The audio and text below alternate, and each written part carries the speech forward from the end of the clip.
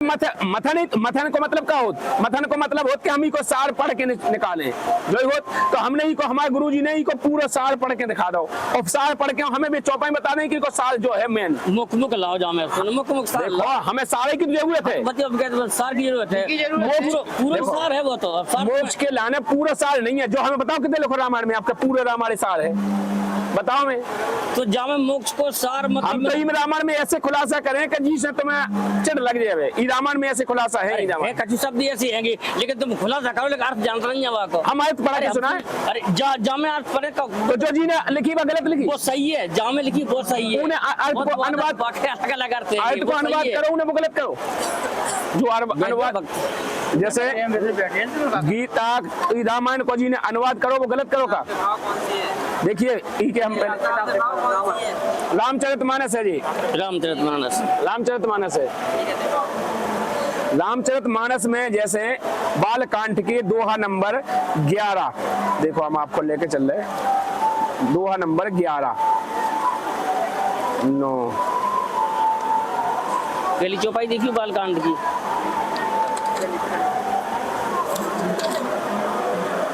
पहली चौपाई दिखाएं हम आपको, वो भी दिखाएं। 10 है, किताबें भर के रख देंगे ना जो 11 है, पास नहीं हो पाएंगे बच्चे नहीं का गाड़ी की पहली चौपाई देखने आपको। लो पहली चौपाई देखो जी, है ये तो है आपके, ये है आपकी पहली चौपाई, यहाँ से यहीं से है पहली चौपाई, ये दोहा है, ये भी दोहा है, ये है चौपाई यहाँ से, ये है ना।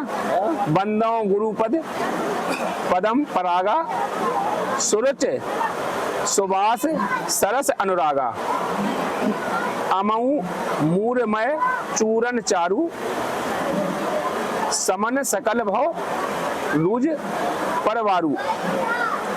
जो गुरु महाराज के चरणों कमलों में, देखो गुरु महाराज जी के लाने देखो, जो नहीं लिखो कि अपने मन माने, कमलों में रज की वंदना करता है, जो सुरुचि सुंदर स्वाद सुंदर तथा अनुराग रूपी रस से पूर्ण है।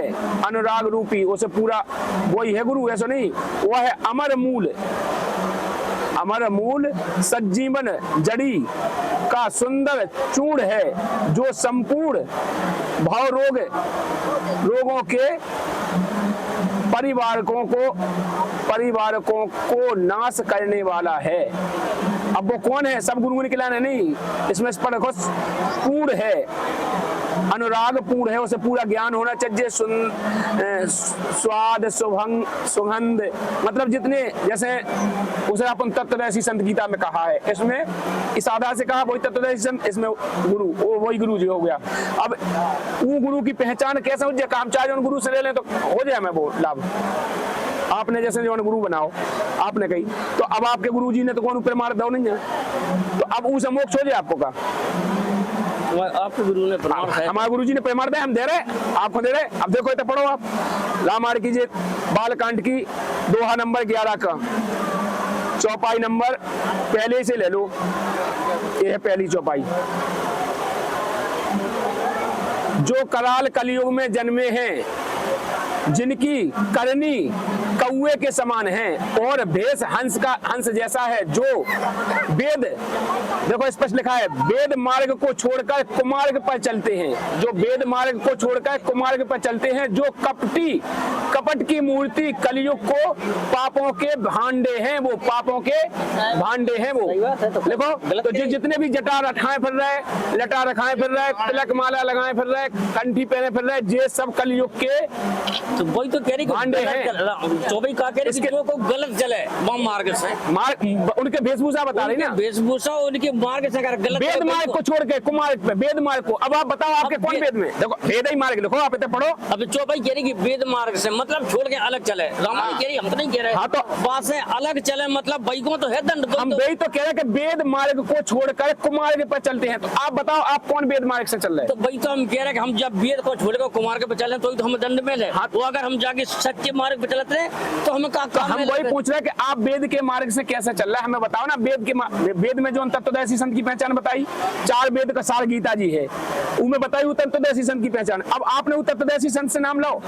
जहाँ में चारों तत्व, चारों वेद, 18 पुराण को, 6-7 ग्रंथन को, सबको रस है। रस है, आओ है आओ। तो अपने वेद के आधार से आपने गुरु बनाओ। गुरु का तो हमें बताओ ना, आपके गुरु के पास प्रमाण बताओ हमें, कौन सी जगह है आपके गुरु ने प्रमाण दो। प्रमाण साहब पहले की चौपाई देख लो तो प्रमाण की वंदना गुरु की है। पहले दूसरी चौपाई सुन लो, इके आगे फिर दूसरी चौपाई। जो श्री राम जी के भक्त कहलाकर लोगों को ठगते हैं, जो झंडा लाए फिर रहे जय श्री राम जय श्री राम, उनके लाने लिख दे चौपाई स्पष्ट है। जो श्री राम जी के भक्त कहलाकर लोगों को ठगते हैं, जो धन लोभ क्रोध और काम के गुलाम हैं, और जो धीगा धीगी करने वाले, धर्म ध्वजी, धर्म की झूठी ध्वजा फहराने वाले, दम्मी और कपट के धंधों को बोझ ढोने वाले, कपट के मतलब ढोने वाले संसार के ऐसे लोगों में सबसे पहले मेरी गिनती है। को कह रहे जी? तुलसीदास जी कह रहे, इनमें भी सबसे पहले गिनती मेरी है। झूठ फैलावे में, अब हम नहीं कह रहे, रामायण में लिख रहे, खुद ही लिख रहे कि इनमें सबसे पहले गिनती की है मेरी है। रामायण की ने अनुवाद करो, तुलसीदास जी ने करो, हमने तो नहीं करो। तो वे खुद कह रहे हैं कि उनमें सबसे पहली, देखो फेंक पड़ रही चौपाई को, बहुत कठिन चौपाई है। जा जो श्री राम जी के भक्त कहलाकर लोगों को ठगते हैं। चौपाई पढ़ो, क्या कह रही? चौपाई सुन लो। वंचक भगत कहाए राम के, किंकर कंचन होए काम के, तिन्हें महे प्रथम रेख जग मोरी, धींग धवाजन धंधक धोरी। कह रही जो श्री राम जी के भक्त कहलाकर लोगों को ठगते हैं, धन लोभ क्रोध और काम के गुलाम हैं, और जो धींगा धींगी करने वाले, धर्म ध्वजी, धर्म की झूठी ध्वजा फहराने वाले, दम्मी और कपट के धंधों से बोझ ढोने वाले, संसार में ऐसे लोगों में सबसे पहले गिनती मेरी है। मैं नहीं कह रहा हूँ। जो लोग श्री राम के भक्त कहलाकर, परमात्मा के भक्त नहीं, परमात्मा अलग चीज है, परमात्मा अलग चीज है। परमात्मा की तो तुम्हें डेफिनेशन को ही पता नहीं है। श्री राम अलग है, परमात्मा अलग है। राम ठीक है, राम के भक्त हो गए, राम के भक्त हो गए, और जो ठग ले वे, मतलब भक्त हो गए, फिर परमात्मा राम के भक्त हो गए, फिर ठगे आदमी को, तो वाक विनाश हुए। राम के ठग तो हैं जो झंडा लाए फिर रहे, जितने जी धर्म गुरु बने फिर रहे, अयोध्या में बैठ गए, ओरछा में बैठ गए, बद्रीनाथ बैठ गए, कामतानाथ बैठ गए, फलानी जगह बैठ गए, राम नाम को झंडा लेके बैठ गए, लोगों को ठग रहे। और जो धर्म गुरु बन के बैठ गए, लोग उनको गुमराह कर रहे कि आओ हम दे रहे नाम। तो इसमें स्पष्ट लिखो जी धर्म की झूठी ध्वजा फहराते हैं। हम कह रहे हैं जो ठग रहा है विनाश को, विनाश के सबको। तो फिर चेलन को कहो जी, अरे चेलन को कहो, अब हमें चेलन को बताओ फिर कहो जी। जैसे जिन गुरुओं को जो हाल है, तो उनके चेलन को कहो जी। बढ़िया है, बताओ मैं, बढ़िया है, नहीं अच्छा है, नहीं अच्छा, आप बताओ हमें, जैसे हमें क्या बताओ जिन, बढ़िया है। आगे सुन लो फिर।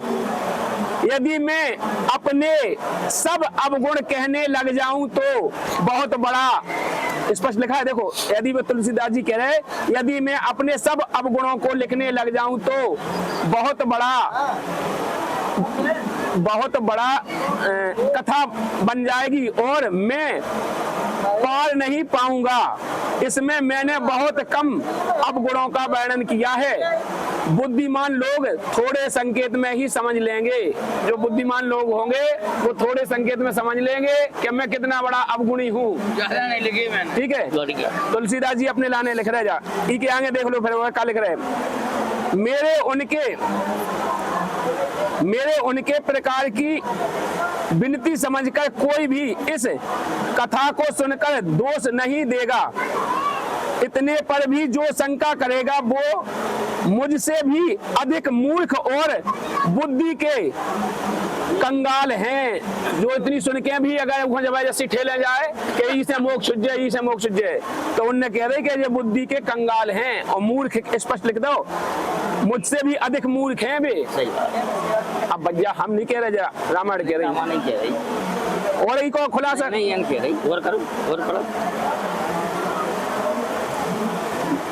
देखो मैंने तो कभी हूं ना, देखो इतना स्पष्ट वो जब भी कह रहा है कि अगर तुम हमें कभी माना तो ना, तो मैं कभी हूं ना मैं चतुर कहलाता हूं, और अपनी बुद्धि के अनुसार श्री राम जी के गुण गाता हूं, अपनी बुद्धि के। देखो इतने भी उन्होंने क्लियर कह रहे कि जो हमारा मत है, अपनी बुद्धि के अनुसार राम जी के गुण गा रहा हूं मैं। जैसे हम लग जाए, हम अपने मन से अपने को कथा सुनावे, तो वो तो उनने क्लियर कह दी कि ना तो मैं कवि हूं ना मैं चतुर कहलाता हूं, मैं अपनी बुद्धि के अनुसार श्री राम जी के गुण गा रहा हूं। श्री रघुनाथ जी के अपार चरित्र कहाँ संसार में असर मेरी बुद्धि, मतलब उनकी बुद्धि संसार में उनसे नहीं पहुंच रही, तो इन्हें क्या करो अपने मत से लिख दी जा।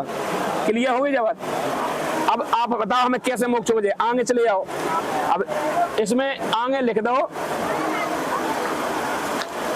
उत्तरकांड के 97 दोहा में। बहुत बढ़िया। देखो जाएंगे तो निशान लगेंगे तो तुम्हारे अलग अलग देखो, हमें तो सार चाहने ना, सार जाने तो वही तो हमें पूरा मठा नहीं बटोरने वाला। मठा को हम फिर घी में मिला दें तो वो तो मठा और घी मिला दें हम जहाँ को था, तो फिर हमारा सार निकाले। जैसे हमने मठा भाव पहले बड़े मुश्किल से भाव के तैयार करो, घी निकाल के अलग करो, और फिर हम मठा को घी में मिला दें तो हमें फिर मतलब का भाव घी निकालेगा।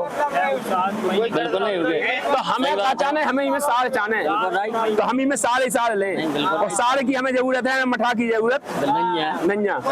ठीक है। 97 उत्तरकांड।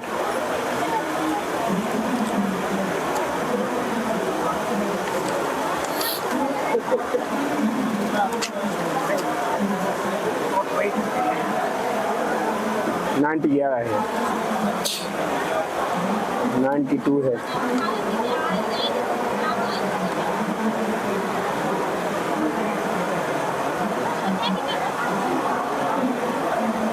सोचा है जो दोहा 93 है, 96 है, इतने है 97 जो है 97। देखो इतने भी बहुत बढ़िया बात कह रही तुलसीदास जी ने।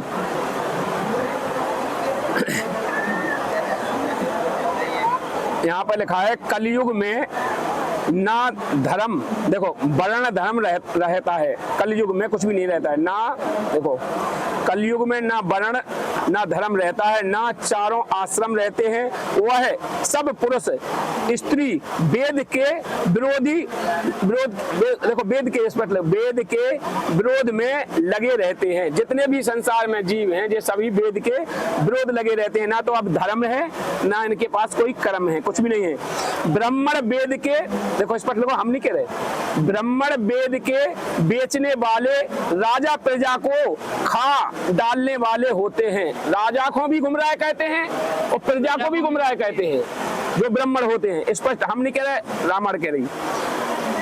ब्राह्मण वेद के बेचने वाले राजा और प्रजा को खा जाने वाले होते हैं। वेद की आज्ञा कोई नहीं मानता है। जितने भी जो धर्मगुरु हैं आपके ब्राह्मण हैं, जो वेद की आज्ञा कोई नहीं मान रहे हैं, ये मनमाना आचरण कर रहे हैं और करवा रहे हैं। आगे की चौपाई कह रही, जिसको जो अच्छा लग जाए वही मार्ग है। जो डिंग मारते हैं, डिंग तो आप जानते ही हो, जो डिंग मारते हैं वही पंडित हैं। जो मिथ्या आरंभ करता है, आडंबर रचता है, वह जो दंभ में रहता है उसको सब कोई संत कहते हैं। जो आडंबर कहते हैं, जटाजूट रखा लेते हैं, इसके आगे बिल्कुल प्रमाण दें आगे।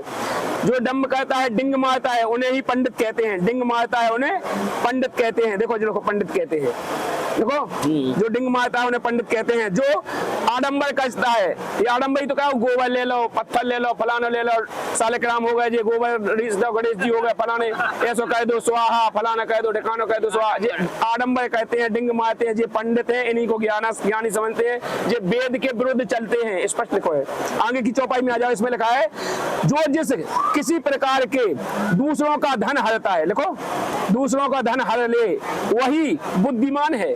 आज के समय में जो दूसरों का धन हर ले वही बुद्धिमान माना जाता है। जो दंभ करता है वह बड़ा आचार्य माना जाता है।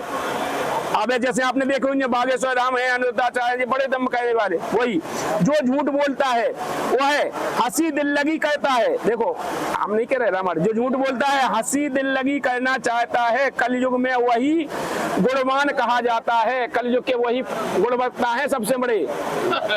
चलो उन्हीं को मान रहे आजकल, नहीं को मान रहे हो, चलो कलयुग में बिल्कुल आगे जो सरपट्टा में नहीं खोल रहा, उनकी पहचान आगे और बढ़ के बता दी।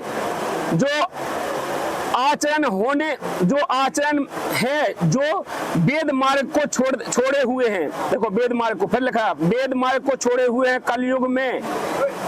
कलयुग में वही ज्ञानी और वही वैराग्य, जो लिखो वैरागवंत हैं, वही ज्ञानी माने जा रहे हैं, वही वैराग्य माने जा रहे हैं, जिनके बड़े बड़े नख और लंबी लंबी जटाएं हैं। अब हम नहीं लिख रही, रामचरितमानस में लिखी, उन्हीं के लंबे लंबे नाखून और लंबी लंबी जटाएं रखाएं फरत भी, ठीक है, लंबी लंबी जटाएं हैं, वही कलयुग के प्रसिद्ध दंप स्त्री हैं, तपस्वी हैं, वही कलयुग के प्रसिद्ध तपस्वी माने जाते हैं, ठीक है।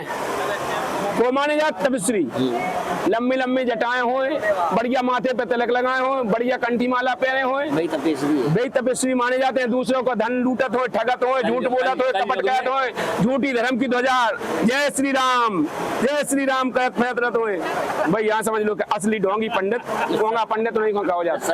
आपको रामायण से प्रमाणित हो? सही है। तो अब बताओ आपके गुरुजी प्रमाणित कर रहे हैं कि रामायण से हम जो मंत्र दे रहे हैं? सही है, आपकी बात सही है, भाई बात सही है। नहीं हम नहीं पूछते हैं, सवाल पूछे, सही बात है। इसमें जितने भी प्रमाण संत रामपाल जी महाराज जी ने दिए हैं वो सभी सही हैं। कलयुग योग न यज्ञ न ज्ञाना। देखो मैं आपको चौपाई बताता हूँ अभी हाल, कलयुग द्वापर त्रेता पूजा के बारे में यहाँ पर लिखा है।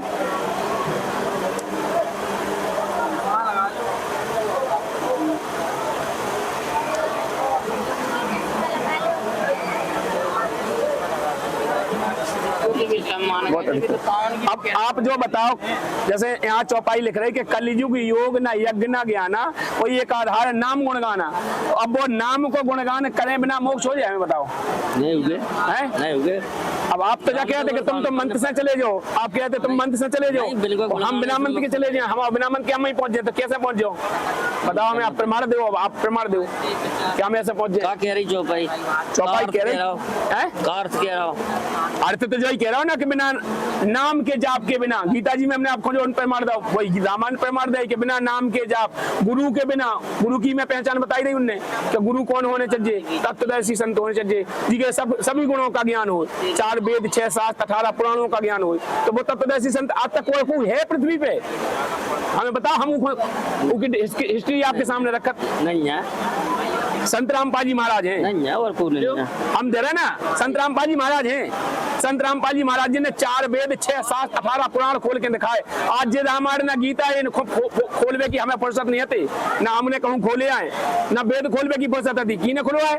संत रामपाल जी महाराज जी ने खुलवाए। संत रामपाल जी महाराज जी ने जो ज्ञान आज टीवी प्रोजेक्टर के माध्यम से पूरे संसार में फैला दो, आज वो ज्ञान हमने पढ़ो, उनको देखो, तो आज हमें लगी कि वास्तव में